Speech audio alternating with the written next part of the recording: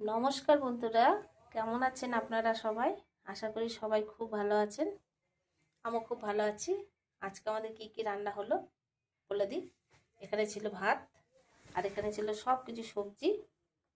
এখন যা শীতের যা সবজি আছে সব সবজি দিয়ে ভাজা। তার মধ্যে একটুখানি আমি নামানোর আগে একটু কাজু বাটা, একটু কাঁচা লঙ্কা বাটা দিয়েছিলাম। এই সবজিটা কিন্তু খুব ভালো লাগে, খুবই সুন্দর লাগে, খুব টেস্টি হয়। সব কিছু দিয়ে খাওয়া যায়, রুটি ভাত সব কিছু দিয়ে খাওয়া যায়।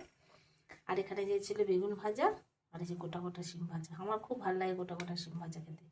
আপনাদের কেমন লাগে অবশ্য করে বলবেন।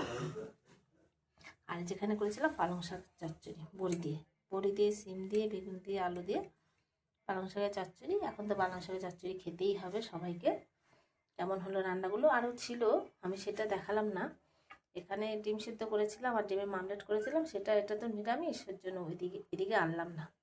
কেমন হলো রান্নাগুলো অবশ্য করে আপনারা বলবেন। তবে এখনকার মতো রাখি, ভালো থাকবেন, টাটা।